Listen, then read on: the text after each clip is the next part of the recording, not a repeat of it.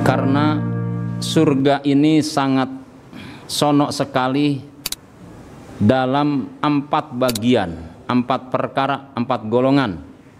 Surga sangat sonok sekali, yaitu ke-4 golongan. Yang pertama,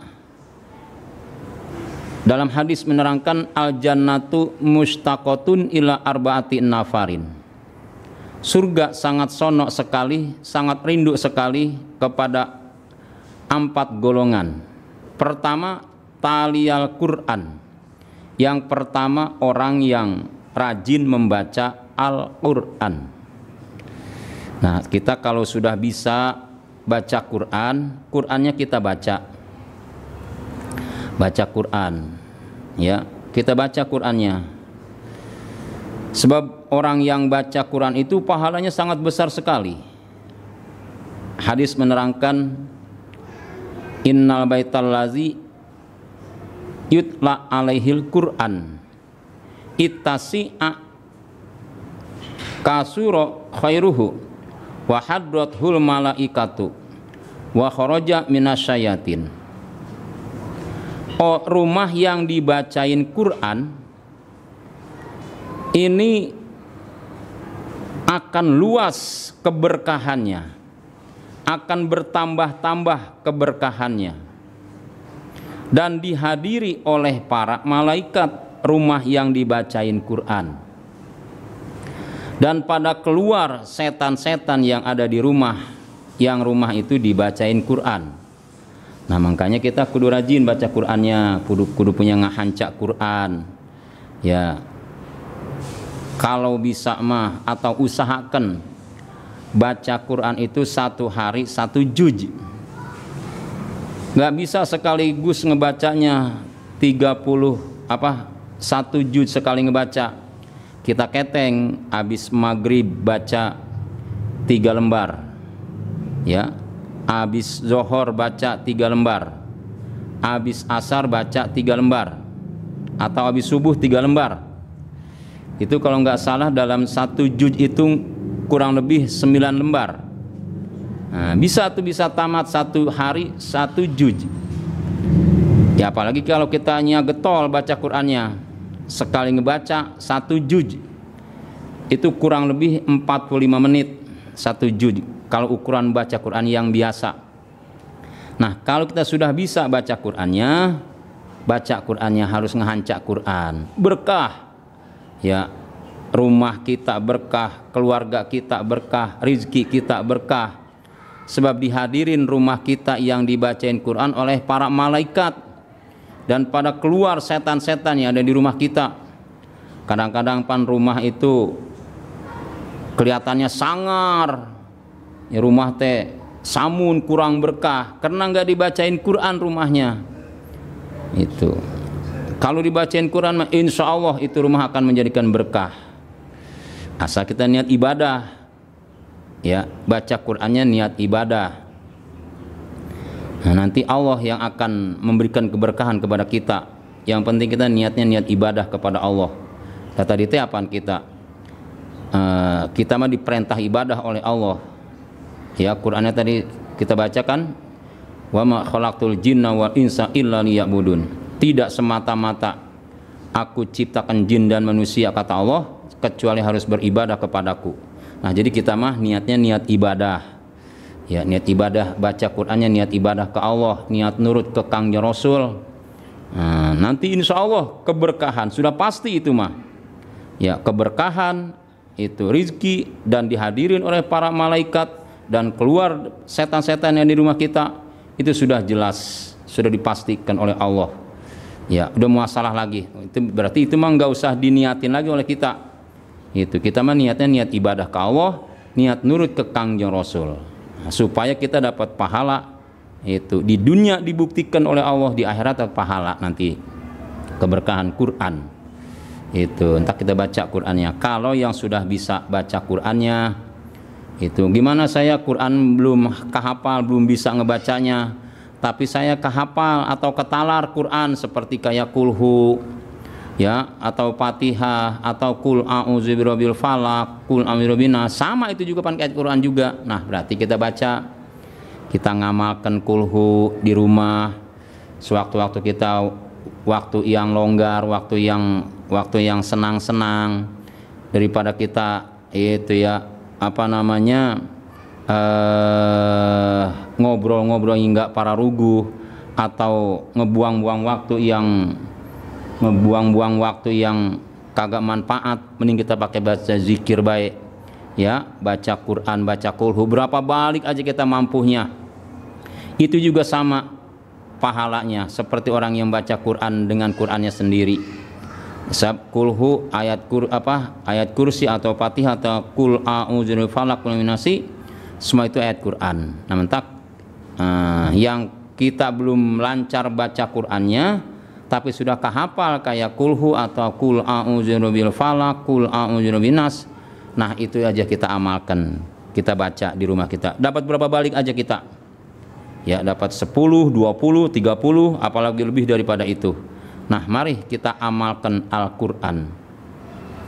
Nah, terus Al-Quran di hari kiamat nanti bakal memberikan syafaat ya. Kalau kita baca Quran di hari kiamat bakal memberikan syafaat, nanti kita ditolongin sama Al-Quran ya. Kalau sekarang Qurannya kita baca, nanti Quran bakal nyafaatin, artinya syafaatnya pertolongan. Jadi kita bakal ditolongin nanti di hari kiamat oleh Al-Quran yang sering kita baca di dunianya.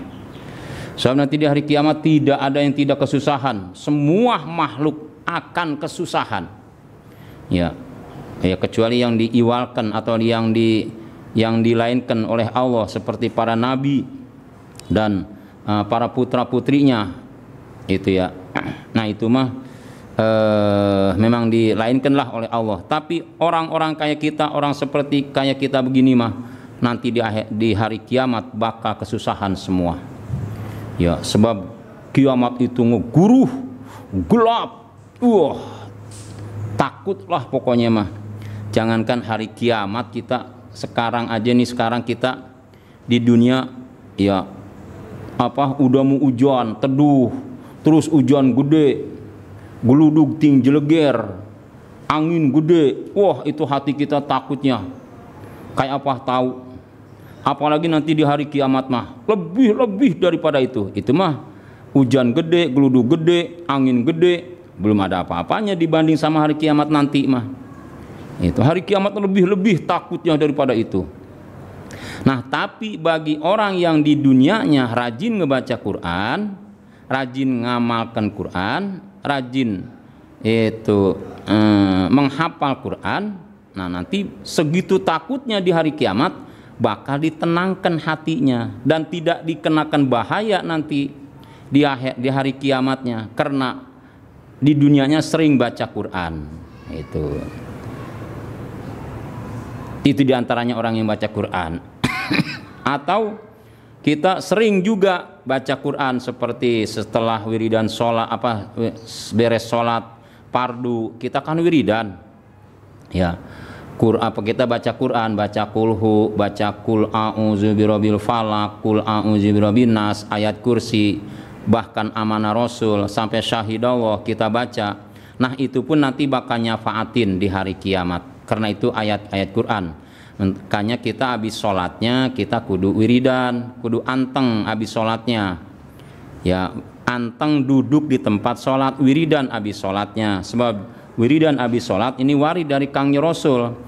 Kangjeng Rasul setiap habis sholat fardu ngewirid ya. Wiridan sholat ada yang dikeraskan, ada yang pelan, tapi abdolnya wiridan sholat harus keras, harus kedengeran bacaan-bacaannya. Apalagi imamah harus keras baca Qur'annya, wiridan sholatnya, karena imamah sedang menggurui makmumnya supaya si makmum pada bisa wiridan sholat.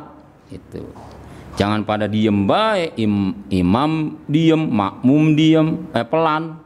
Di mana makmum bisa wiridan sholat kalau imamnya wiridannya pelan, nggak kedengeran. Jadi makmum nggak bisa wiridan sholat nantinya, nggak tahu ngatur-ngaturnya, ngeruntuinya itu wiridan sholat. Pan kalau imamnya bacaan wiridan sholatnya keras, masih makmum bisa nurutin. Itu nurutin si imam. Oh, wiridan sholatnya ini ngaturnya seperti baca istighfarnya 3 kali, terus lagi baca la ilaha illallah wahdahu la syarikalahnya 10 kali, baca Allahumma ajirni minanar, Allahumma anta salam. Pan itu harus ngeruntui, harus tartib ya. Nah, jadi minta imam supaya keras bacaannya, supaya si makmum bisa ngewirid sholat gitu. Nah, jadi mentak disunatkan habis sholat kita ngewirid, dan wiridan sholatnya disunatkan kuat itu. Dan itu wiridan sholatnya bisa melemahkan hati yang keras. Kan hati-hatinya orang kita nih yang pada punya hatinya orang-orang semacam kita mah hatinya pada keras, kagak menerima atas hukum-hukum dari Allah. Nah, kalau kita rajin wiridana, insya Allah hati kita akan luluh, hati kita akan nerima kepada hukum-hukum yang diberikan oleh Allah dan dari Kangjeng Rasul. Nah, berkahnya wiridan itu. Nah, jadi seperti wiridan ini seperti orang nakal batu. Orang nakal batu, kalau nakal batunya pelan, itu batu tidak akan pecah. Jadi kalau nakal batu mah harus kuat, harus keras. Bulat-rak tuh bisa terbelah batu karena nakalnya kuat, nakalnya keras. Tapi kalau cuma beletak, nah mana mau pecah itu batu? Sampai besok juga mau pecah. Ya. Nah begitu juga hati manusia. Kalau si imam wiridannya pelan, ya hati yang si makmum hati yang keras-keras tetap aja keras, tetap aja dia tidak menerima pada hukum-hukum itu. Karena kenapa? Karena hatinya masih keras. Nah, jadi kalau bacaan sholatnya wiridan sholatnya keras, kuat, si imam bisa luluh, bisa menerima atas berkahnya wiridan. Itu ya. Nah, mentak disunatkan kita ngewirid habis sholatnya, jangan buru-buru baik, jangan Allahumma lantas jalan itu ya. Nah, Assalamualaikum warahmatullahi wabarakatuh. Ya, Astagfirullahaladzim. Ya, apa itu artinya Astagfirullahaladzim? Itu nggak boleh begitu ya. Biar beres kita istighfarnya, malah Astaghfirullahalazim li wali walidayya wali masyayikhina wali ashabina wali hukukil wajibati alayya wali jami'il muslimin wal muslimat wal mu'minin wal mu'minat al ahya'i minhum wal amwas. Itu istighfar yang panjang, artinya itu bisa kedoakan semua. Ya Allah, hampura dosa saya, ya Allah. Ya Allah, hampura dosa-dosa guru-guru saya, ya Allah. Ya Allah, hampura dosa-dosa orang tua saya, orang kedua ibu bapak saya, minta dihampura oleh Gusti Allah. Ya Allah, hampura dosa-dosa orang yang suka saya omong-omongin. Ya Allah, hampura dosa kaum muslimin wal muslimat. Itu bisa kedoakan semua. Kalau kita istighfarnya Astaghfirullahalazim li wali walidayya wali masyayikhina wali ashabina wali hukukil wajibati alaihim wali jami'il muslimin wal muslimat wal mu'minin wal mu'minat al ahya'i minhum wal amwas. Tuh, rapihkan kita istighfarnya ya. Baca Allahumma anta salam, baca la ilaha illallah wahdahu la syarikalah 10 kali. Kaki kita dari duduknya sholat jangan robah dulu ya. Kalau kita sholat wiridan, kalau belum baca la ilaha illallah wahdahu la syarikalah lahul mulku wa lahul hamdu yuhyi wa yumitu wa huwa ala kulli syai'in qadir 10 kali, kaki kita jangan dirobahkan dulu dari duduknya sembahyang. Kalau sudah 10 kali kita baca la ilaha illallah wahdahu la syarikalah, baru kaki kita boleh dirobahkan, mau disilakan kita duduknya, itu nggak apa-apa ya. Nah setelah itu baru kita baca Allahumma ajirni atau Allahumma ajirna minanar 7 kali. Kenapa 7 kali? Karena menurut keterangan pintu neraka ada 7 ya. Allahumma ajirni minanar, Allahumma ajirni minanar, ya Allah selamatkan saya dari pintu neraka, ya Allah selamatkan saya dari pintu neraka. Tuh ya, 7 kali karena pintu neraka ada 7 menurut keterangan hukum. Kita baca supaya kita kagak diasupkan ke neraka yang 7 tadi. Itu ya. Nah, kita baca tuh, kita papailah pokoknya mah. Malah kalau kita kagak mau wiridan sholat ya, itu nanti akan bakal jadi monyet. Keterangan menjelaskan mantarokal wirda pahwa kirdun. Barang siapa yang habis sholat kagak ngewirid, maka orang itu ayak tenyom. Ayak tenyom teh kayak monyet. Itu mah aksara balik ayak tenyom mah ya. Jadi orang yang kagak suka wiridan habis sholat kayak monyet. Mentak pantas sekarang orang sudah banyak yang kayak monyet karena habis sholatnya kagak mau wiridan. Ya. Nanti mah dibuktikan akhir zaman pisan mah nanti orang seperti monyet. Sekarang baru kaya teh seperti monyet gitu. Jangan sampai kita di dunia udah kayak monyet, apalagi nanti di akhiratnya moron. Nah, entar kita kalau kita habis sholat kagak wiridan maka kayak monyet. Nauzubillah. Ya, nah entar kita kudu mau wiridan habis sholatnya. Biasakan kita habis sholat wiridan, baru kita sholat sunat ya, ba'diyah. Nah inilah berkahnya kita wiridan sholat ya. Jadi di dalam baca Quran itu ada yang habis sholat ya, termasuk wiridan itu juga baca Quran juga. Nah terus baca Quran ini wajib dengan tajwidnya ya. Quran mah wajibnya dengan tajwid. Kalau kita baca Quran nggak pakai tajwid, dosa kita, haram hukumnya ya, jadi dosa. Entah Quran mah pakai tajwid, wajib pakai tajwid, ihfa, izgom, izharnya kita wajib tahu ya. Terus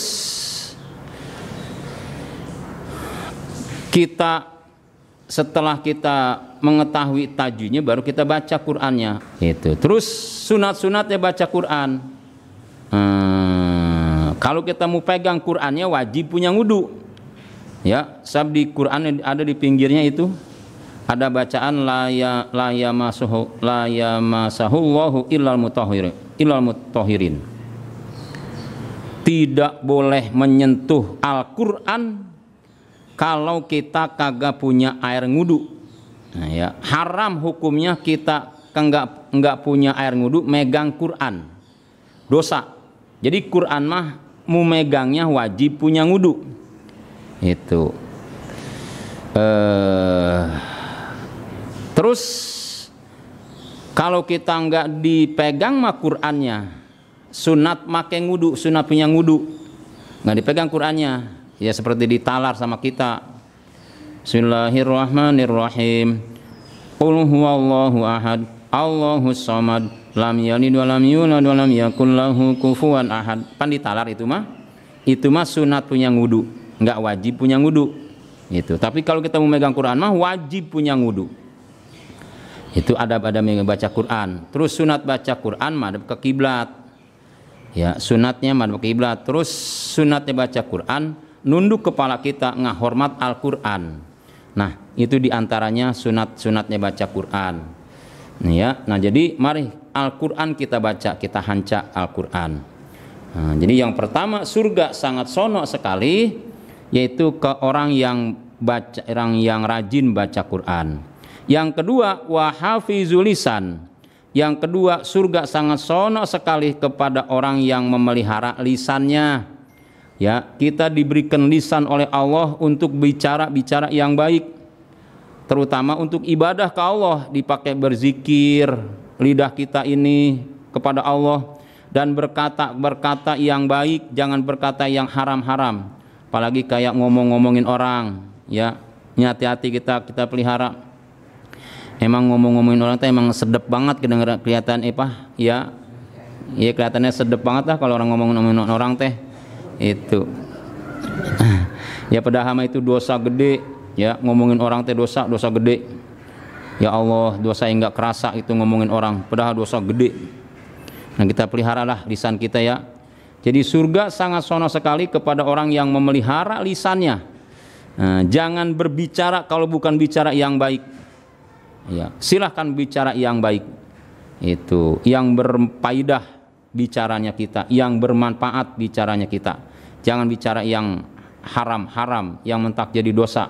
Kita tahan, kita pelihara lisan kita. Sebab lisan ini bakal ditanya nanti dalam kubur. Ya, lisan kita dipakai apa? Lisan kita apa dipakai banyak berzikir kepada Allah? Itu apa dipakai banyak berbuat baik, bicara yang baik-baik? Apa banyak dipakai bicara yang haram-haram? Nah, lisan bakal ditanya nanti dalam kubur. Nah, untuk itu kita pelihara lisan kita. Surga sangat sono sekali kepada orang yang memelihara lisan kita. Yang ketiga, wa mut'imil ji'ani. Yang ketiga yaitu yang ketiga golongan surga sangat sono sekali ke orang yang suka memberikan makanan kepada orang yang sedang lapar. Entah kita sedekah ngasih makanan, sunat ya kita ngasih makanan ke orang yang membutuhkan kepada makanan. Apalagi di bulan puasa sekarang ya, kita harus banyak sedekah. Kita sedekah kolak, kita punya kolak daripada lebah lebih yang kita kasihin ke orang, sedekahkan ya. Jangan sampai nanti kita punya kolak sampai basi ya, nungtungnya dibuang itu kolak, pan jadi mubazir. Ya kita sedekahkan, kita ngasih sedekah ke orang. Nah, ini gede pahalanya. Sedekah di bulan suci Ramadan mah apalagi diperlipat gandakan pahalanya. Apa aja lah yang kita punya, yang kita mampu ya, yang kita bisa sedekahkan kita. Mampu dengan tenaga kita sedekah, mampu dengan pikiran kita sedekah, mampu dengan harta kita sedekah. Ya kita usahakanlah kita supaya bisa memberikan sedekah ya ke orang yang membutuhkan atas sedekah tersebut. Yang keempat, surga sangat sono sekali wasoimina fi syahri Ramadan. Yang keempat, surga sangat sono sekali kepada orang yang berpuasa di bulan suci Ramadan. Nah, ini sekarang kita kebenaran kita lagi pada puasa ya. Insya Allah kita tuh mudah-mudahan nanti kelak kita meninggal dunia, semoga nanti kita diasupkan ke surganya Allah Subhanahu wa taala. Itu surga sangat sono sekali kepada 4 golongan. Yang pertama, orang yang rajin baca Quran. Yang kedua, orang yang memelihara lisan. Yang ketiga, orang yang suka memberikan sedekah. Yang keempat, orang yang berpuasa di bulan suci Ramadan. Itu.